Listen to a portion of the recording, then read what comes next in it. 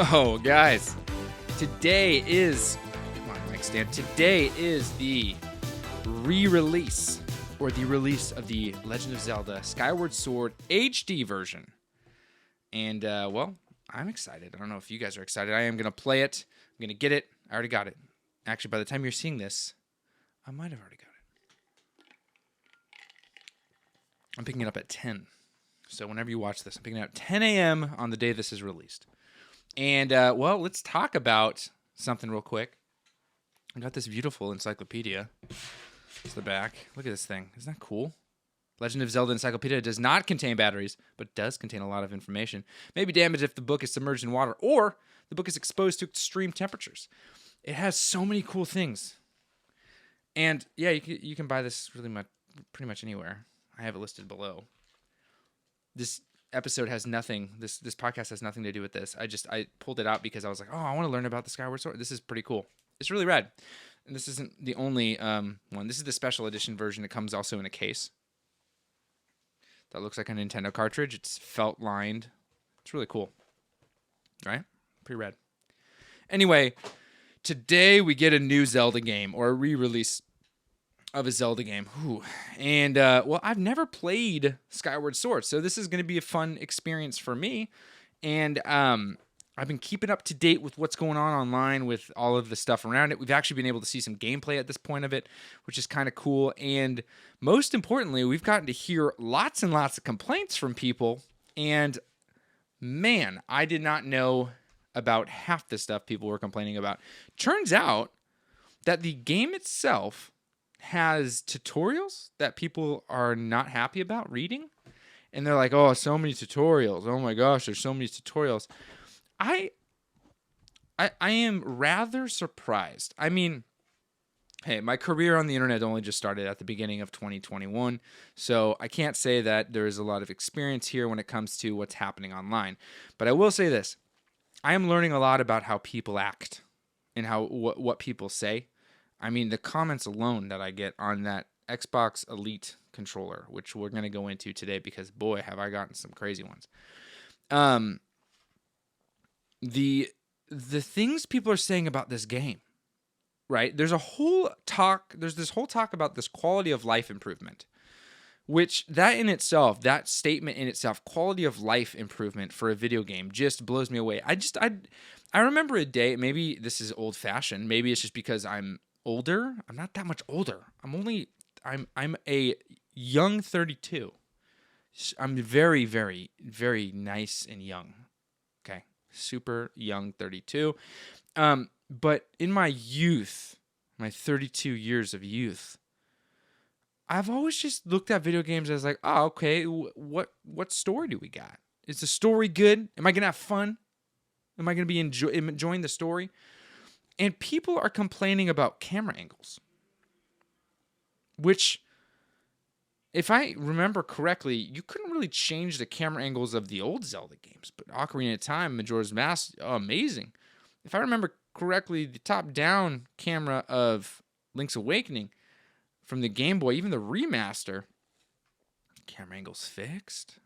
Even if we want to get into the side-scrolling nature of Zelda 2 and the top-down interesting nature of Zelda 1, fixed camera. Sure, Breath of the Wild has an open world-esque multiple camera. You can change the camera angles all around. And I mean, even Mario 64 back in the day had very, very limited camera angles. I mean, there was exploitations you could use with the camera angles that speedrunners use, but people are talking about this camera angle thing a lot.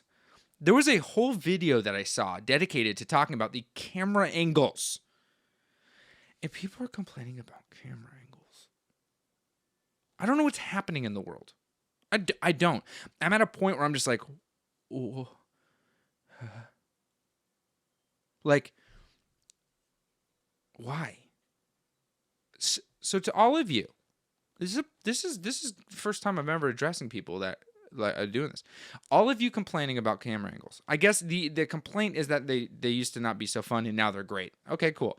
For all of you focusing on the camera angles, I got one term for you. Here we go. So what? So what? So what? I know. I'm sorry. I had to get a little like sexy about it, right? With the little whispers. The so what? But like, so what? It's just camera angles. Just play the game. The game seems to be fun. Now, there's also this controversy with the amiibos, which let's go ahead and take it and let's throw it out the window. Let's scoop it up and throw it out the window real quick, because it's an added feature you get. You get the amiibo, you do it, you shoot up to the sky.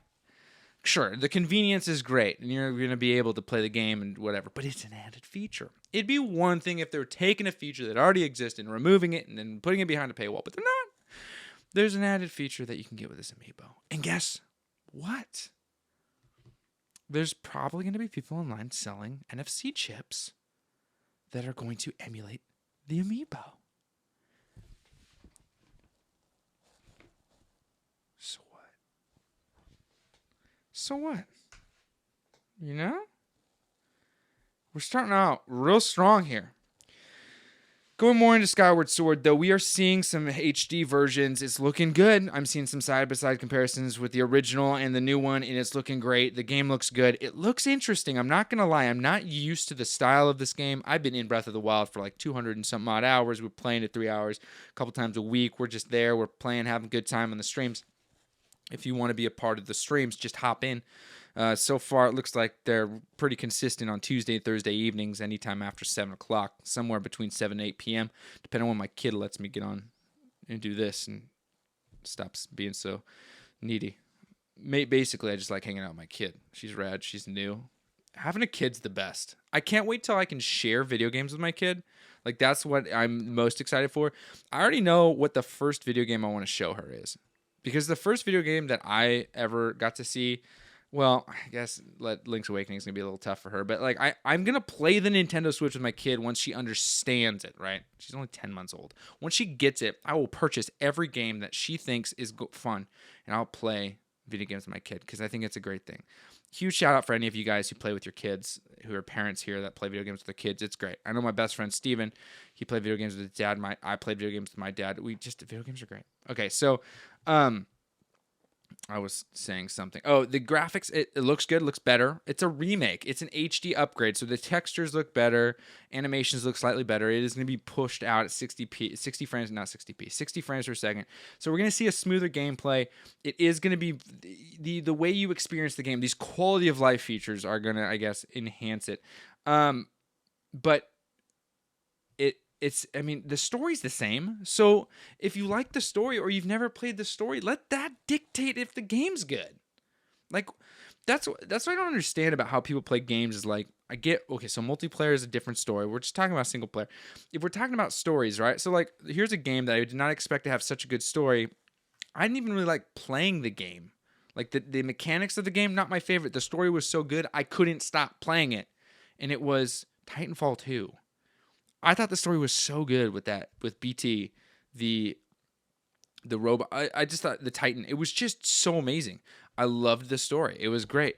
And so if the story's good, then let's just get after it, right? Let's stop focusing on some of these, like, I guess I'm going to use it even if it's not the right, superfluous things. I'm looking it up now because it's not going to change because this I don't know. Oh, there you go. I spelled it right the first time. Superfluous. Did I say superfluous? Superfluous. Unnecessary, especially through being more than enough. There you go. Yes. Stop worrying about it. Just play the game. If you're complaining about video games or you complain about video games, you will always have a spot in my show. Always. Because I'm going to take your complaints and I'm going to laugh. I'm going to laugh. We're all going to laugh. Because it's a video game. I love video games. It's my whole channel. It's what I'm all about. But I know what it is. I'm self-aware. It's a video game. It's a board game that's in video mode. It's Dungeons and Dragons with a TV. It's playing pretend with your thumbs. Oh my gosh. That's it. That's it. Sometimes you look for stuff. That's it. It's playing pretend with your thumbs. That's what video games are. And so, getting up in arms about companies releasing, re-releasing, changing things, you don't have to play it, man. You don't. Let's get off of Zelda, even though it's happening. We're going to be playing it today. You're seeing this today on Friday, the 16th of July. So on Saturday, the 17th of July, you're going to be seeing something else. We're going to go live. I'm going to play it for the first time, and I'm going to figure out how to do it, but we're going to be playing motion controls. So you're going to be seeing it played motion controls, which should be fun. It's going to be interesting. I don't know how we're going to do it, but we're going to do it. We're going to do it. We're going to do motion controls. Story number 2 wasn't one I was expecting to cover, but we're going to cover it because it's pretty much going to take over the rest. Steam did something crazy. They silently released a system. Valve's gaming handheld is called Steam Deck. It's coming out in December. It's ridiculous. It reminds me, I don't remember, gosh, what was the Sega handheld called? They were cool. I remember playing those. I didn't have one. My friend did. It was the Sega Game Gear. Was it the Game Gear? No, it had more than 2 buttons. It had 6 buttons. Right? Didn't have more than 2 buttons? I guess not. I guess it was that. It kind of reminds me of the Sega Game... Oh, this is it. Sega Mega Drive handheld console? No. I'm not going to spend any more time looking for it because that's not what this is about. Okay, cool. So we're not going to... It reminds me of the Sega version. First off, looking at it right now, it has some resemblance to a Nintendo Switch because, well, hey, Nintendo pretty much nailed it when it comes to the design of a handheld system. It has similar features. It has... a similar layout, and it has some added features that I think is pretty crazy. So let's talk about it. So first off, we got the 7-inch display, which is cool. You can opt for... So it's weird the way that they priced it out. So you can get the $400 one, $399, whatever, rounding up. Okay, we're going to round up for all these. No, whatever, forget it. $399, 64 gigabytes of... just... 64 gigabytes of internal storage. You get a carrying case. Boom, done. For $529, you can quadruple that and get 256 gigabytes. Now, this is kind of the weird thing, apparently controversial, but it's NVMe SSD. So it's SSDs. Faster storage, carrying case, exclusive Steam community profile bundle. Whatever. And then for $649, $649, for $50 more than a PlayStation 5, you can get 512 internal storage. Again, it's going to be the same type, SSD and NVMe. It has fastest storage. So it says faster storage on the 256 model. Fastest storage, premium anti-glare etched glass. So you get an upgrade to the glass. Exclusive carrying case. Who cares? Exclusive Steam community profile bundle. What? And exclusive virtual keyboard theme. So, whatever. You can add whatever exclusives you want to it. I'm only paying more for hardware or for stuff like that. And the hardware itself, it's a handheld device. It looks ergonomic, more ergonomic, right? It's going to resemble that of a Switch. It has whereas the Switch, the Joy-Cons are flat in the back. The back kind of curves out, so you get more to hold on to. Now, back there are 4 paddles. Well, there are 4 buttons, I should say. Kind of like the 8-bit Do Pro 2 controller, how the back paddle, what would be a paddle is a button. Similar, it's 2 buttons, so you have 4 buttons back here, 2 on either side. You have 2 shoulder buttons, normal right buttons and left buttons, and then right trigger and left trigger. So it's, that kind of layout. And then you have standard quad button A, B, X, Ys, which looks like it's set up like Xbox. So A, B, X, Y versus the Nintendo, which is B, A, Y, X. Nintendo Y, dude. Like Y. And then two thumbsticks, a D-pad. And it's weird because the thumbsticks are like right next to the screen itself. And the D-pad is actually over to the side, not down, which I don't know. I'm not sure how that all feels. Same with the ABXY. They're really far out. They're like the thumbsticks are right here, like right next to, and then the ABXY is right here, and then the D-pad's right here. So interesting how that works. And then an added, I mean, aside from the 4 back buttons, added underneath the thumbsticks is touch controls. So you get like a touch. You can use like touchpad. And those are the buttons. It has, of course, a headphone jack, power button, all that stuff that you would need. And it has, a couple extra buttons, and then, it has audio, normal stuff. What is interesting is Steam. This isn't the first time Steam has put out something that is going to be hosting their library, right? And Steam being something that you can play on your computers. It's you just download the game. It's a hosting. They host. Excuse me. They're able to get your games there. So you don't necessarily. This isn't something you need. This does ship with SteamOS on it, and it also you're able to put it into a dock, which is not included. It's an additional thing, but you don't need the dock. You can plug this into your TV if you want with the appropriate cables. The dock is just there, right? And that dock has other stuff. Has a couple HDMI. Has a not mini display. Is it mini display? DisplayPort, HDMI, USB-C, Ethernet, and some USB things. It's basically the dock's basically just a hub, and so it's not again necessary to use this in order to actually use the dock in order to use it on your television. Now, another thing that's kind of interesting is you can plug this into a display. Okay, whatever. My wonderful Siri.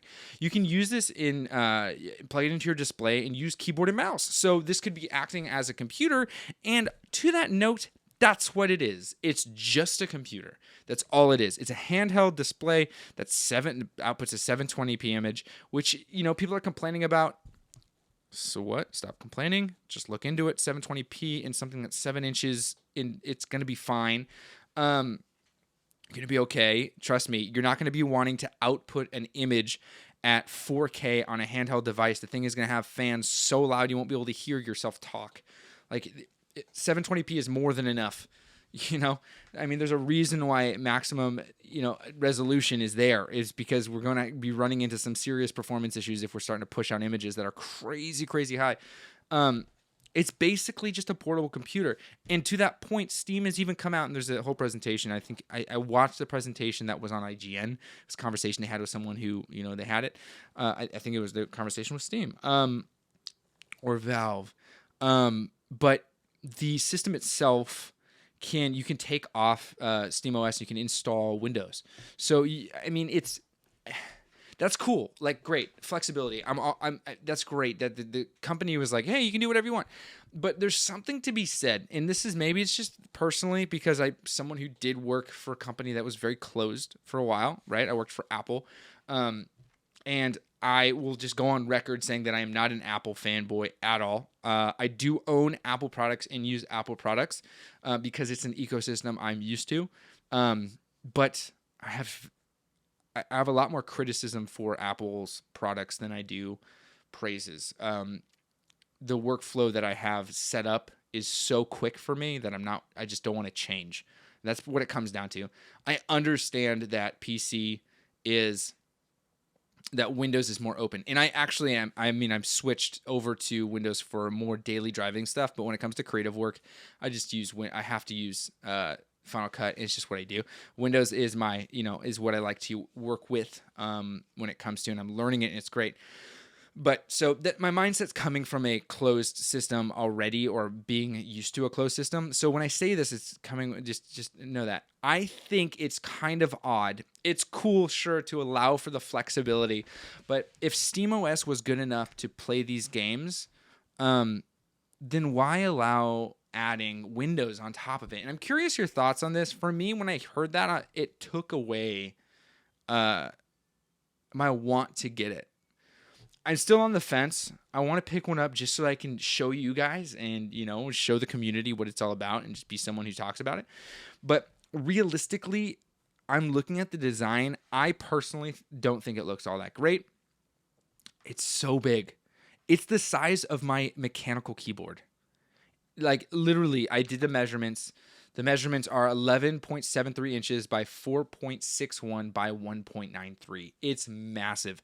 It weighs 600 and I think 68 grams, which is like just under 2 pounds. And my mechanical keyboard weighs 681 grams. It's it's big. It's not small. It's not something that you like. I look at it and I look at the way it's designed. It's all black. It's kind of sleek looking, but it reminds me of like an IBM laptop. Like, right? I have an Apple computer. I think Apple's designs of their laptop look okay, right? It's sleek, it's sexy. The machine parts it looks good. Like I think that Razer, I think that they're comparable when it comes to how something like maybe the Zephyrus G14. I think that looks pretty good too. I think those computers, those laptops look good. But this thing right here, it just reminds me of an IBM laptop. And the reason why I say IBM laptop is because IBM is notorious for having these like square, the ThinkPads, they're just square bricks. That's just what it is. And you put it down, it's what it is. And this kind of is that. There's nothing too, I don't know. There's a continuous loop going on my computer of it just like spinning around. And I'm looking at it and I'm not drawn to the design. And it just doesn't look, it doesn't look that sexy to me. And whereas, the Nintendo Switch, for instance, you can change the colors, you can personalize it. The Switch lights look beautiful. And I'm just used to that layout. So I'm more drawn to the design of the Switch versus this. But the capabilities that the Stream Deck has right now, since it's not really out in the real world yet, I mean, it's definitely a piece of machinery that I'm like, okay, this is the perfect piece of machinery for someone who does not want to get a gaming PC, that just wants to play indies, that just wants to get into some of the Steam world, and that's good enough for them. Because this works it can work in handheld mode, it can work docked, it can work plugged to a TV, plugged to a display. They showed how you can plug it into a display and pull up browsers. I mean, it's a computer. That's what it is. It's a computer. It's like an overglorified Raspberry Pi. It has some serious stuff in it. If we're going to go to the actual specs of this thing, let me see if I can find it. Yeah. For more information, visit Stream Deck. Whatever. I'm going to take a sip of coffee. Everyone take a sip of coffee while I pull this up. The most gaming power you have ever held. People already are like, this is what the Nintendo Switch Pro should be. Just give it a rest, guys. Like, let things happen. Give it a rest. God, I feel like just complaining for the sake of complaining seems to be what is cool, and I'll forever take your complaints. It's just come on. Be productive. Give reasons, right? This is what the Nintendo Switch should have been. Well, it's not. So, okay.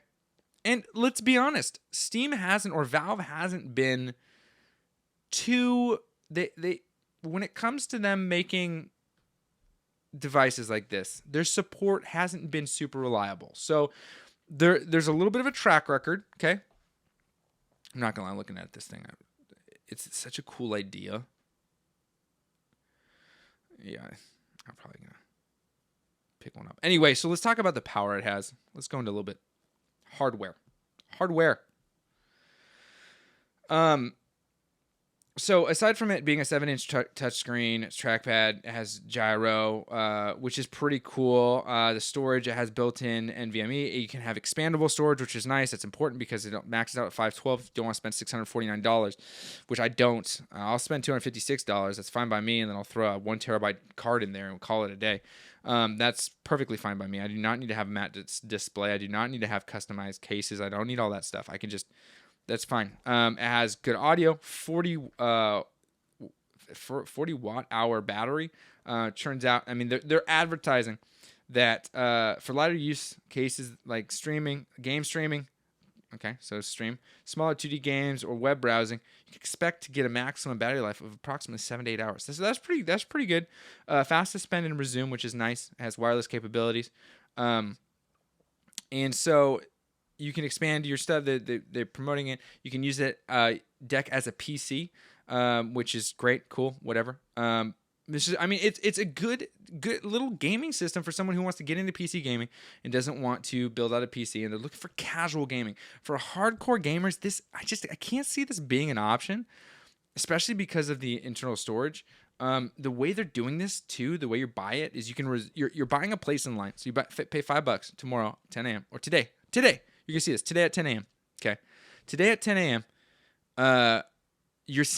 You're able to see. Or July 16th at 10 a.m. Okay, so for those of you watching this on days after or later,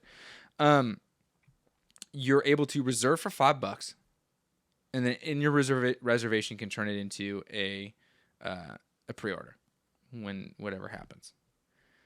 I don't know what kind of person, what market this is for. I just don't.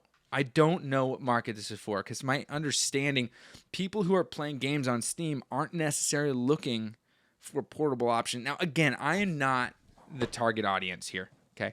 This isn't something, my portable option is my Nintendo Switch. It's sleek, and I don't even take, again, I just got the OLED, so we'll see what that's going to start panning out, but I don't even really take my normal Nintendo Switch out anymore. I take my Lite, my Switch Lite. That's my go-to, and it's the size. This thing is massive. Let's get into the tech specs specifically. Let's get into some of the weird stuff, okay? So, aside from the 4 additional back paddle buttons, as well as the the touchpad or trackpads that you get a stream button, a quick access button, you get your L3 and R3 thumbstick buttons. You have an option button, a view button. So you get a bunch of stuff. The processor is a Zen 2. 2.4 to 3.5 gigahertz, up to 448 G flops. This is a world I don't super understand. The GPU is 8 RDNA, 2 CUs, 1.0 to 1.6 gigahertz, up to 1.6 teraflops. So, teraflops, man, like, get a better name for it. 16 gigs of RAM. You got the 64 gigabytes of eMMC PCIe Gen 2, okay, 256 of NVMe SSD or 512 of high-speed NVMe. So you got regular and then high-speed. I don't like that. But they all include a high-speed micro SD slot. So there you go, right? I think the 256 is probably going to be the best. ABXY buttons, controls, all that stuff. 2 full-size analog sticks with capacitive touch. HD haptics, pretty cool. 2 32.5 millimeter square trackpads with haptic feedback, 55% better latency compared to Steam controller. Did anyone use the Steam controller? I don't know. 6-axis gyro, cool. Resolution, 1280 by 800, 1610 aspect ratio, so it's not quite 720, a little bit over 720, I guess, depending on how you look at it. Optically, bonded for LCD enhanced readability. Okay. 7-inch diagonal. 400 nits. 60 hertz refresh rate. Not bad. It's touchscreen. And ambient light sensors. Bluetooth 5.0. Dual band Wi-Fi radio. 2.4 gigahertz. Oh, come on. What did I do? Let's keep going down. We're just getting through these specs. 2.4 gigahertz and 5 gigahertz. And a bunch of other stuff. Cool. Channel, stereo. Dual microphone array, 3.5 millimeter headphone jack, or headset jack, whatever. Multi-channel audio, video via DisplayPort over USB-C. Cool. Power, 45 watt USB-C power supply. And we talked about the watt hour, so it's a 40 watt hour battery, 2 to 8 hours of gameplay. Micro SD UHS 1 supports SD, SDXC, and SDHC. USB-C with DisplayPort 1.4. Alt mode support up to 8K 60 Hz, 4K 120 Hz, and USB 3.2. So there you go. There's your resolution bump if you want that. Size, 298 millimeters by 117 millimeter by 49, which is 11.73 inches by 4.61 inches by 1.93 inches. Approximately 669 grams, which we already talked about. Comes with operating system of SteamOS 3.0 and desktop KDE Plasma. So getting into the dock, we have the power in USB 1, one USB 3.0, 2 USB 2.0, an Ethernet, DisplayPort 1.4, HDMI 2.0. And we have USB-C power delivery, 6-inch USB-C capacitive cable, low profile 90-degree connector. Size of that is 117 by 29 by 50.5 millimeters, approximately 120 grams. So I'm literally reading this off the website. These are all the tech specs. So it's cool, right? And you don't need the dock to do some of the stuff. Like it's cool. It's cool. Are you gonna get it though? I don't know. Like, is this someone who is this for? Right? Let me know. This could be really cool. I could be in the next couple of days, not couple of days, because it's coming out. Excuse me, it's coming out in December. So I don't know what they're trying to do. The new Switch comes out in October. This is coming out in December. So something's happening. I mean, this handheld game, it looks like it's becoming more and more popular. I'm not mad at it. I love handheld gaming. I think it's great. I think it's wonderful, actually. Especially as things open up, we get to go do stuff. And it looked like that there's multiplayer capabilities based on a couple of pictures that we saw. I did see that, someone playing with a game stick, like a fight stick, and another person playing with a normal controller. And so, there's that. Is Steam going to bring mobile PC gaming to the open world? I don't know. Or Valve or whatever. If they're able to do it, awesome. Claps and double high fives to all of you if you're able to do it, like rad. But I don't know. Like I really don't. So let me know in the comments below if this is something that you're looking to pick up, because I'll have one because I got to review it. That's it. I'm gonna go play some Skyward Sword and cry about pre-ordering one of these stream decks or Steam decks. I don't even know what it's called. Steam Deck. All right. Cool, guys. Thanks for hanging out. And last but certainly not least, happy gaming.